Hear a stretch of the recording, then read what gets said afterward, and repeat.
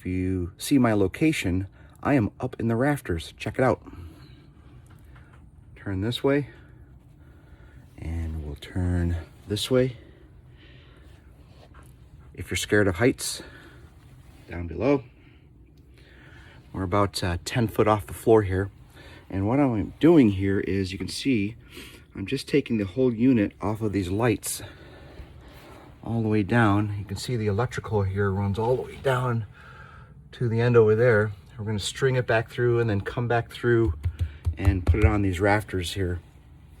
And just move the lights down to the position where the ceiling fans are going to go in. Because these lights are going to be replaced by new junction boxes that will hold the ceiling fans up. And then after that, we're going to position the ductwork, which is going to run in between this space here, all the way down to the registers. So we'll add more to this video. And until then, hold on. All right, we are at the end of the line here. You can see here, we've got a nice tangled mess of wires and lights that are still connected. And if we go back this way, they're all gone all the way down. So the good thing here is these lights, I have enough wire, they go back over the top here. So I'm just gonna string these back over the top. We're gonna move them back down through here. Excuse me for the camera angle here. And we'll put them right in the position that they're supposed to be. So we're gonna continue on with that, and then we're gonna move on to HVAC. Till then. All right, you can see now that we have moved the electrical down and put the lights generally back in the location where they were before.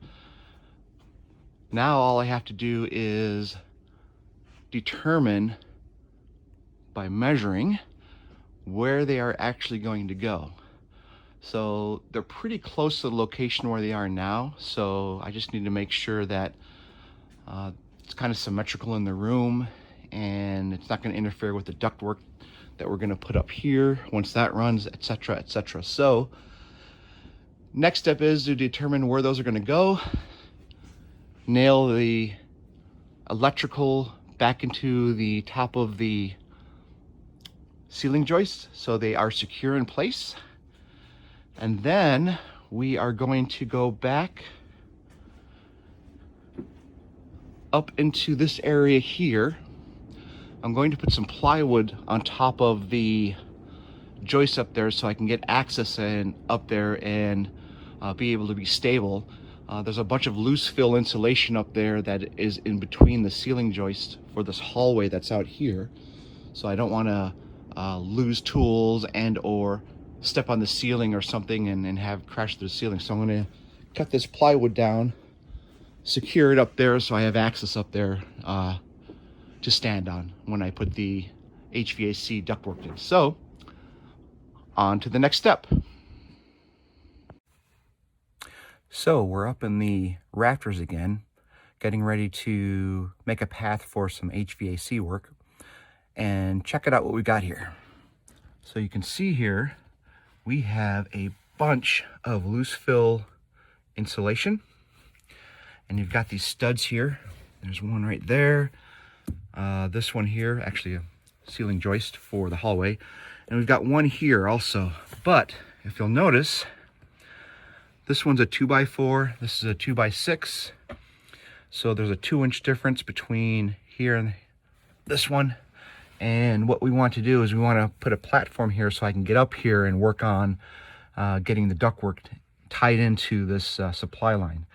So what I am going to do here is I'm going to rip a couple of 2x4s down to 2 inches, secure them to the top of this, and then I can lay my plywood on top and nail it into these two and then underneath. It'll probably just lay underneath. So that will give me a platform to work on up here and tie into the ductwork there, and then we'll be good to go. So we're going to go ahead and do that right now. All right, so we are back up in the rafters again, and we have made our platform that I can crawl onto so I can get the ductwork over, installed, and run throughout the rest of the bonus room. So take a look. So we've got it all set up here, and it goes down to that 2x4 there that's supporting the ductwork there. We'll screw that last hole in at the end, that last screw in at the end there.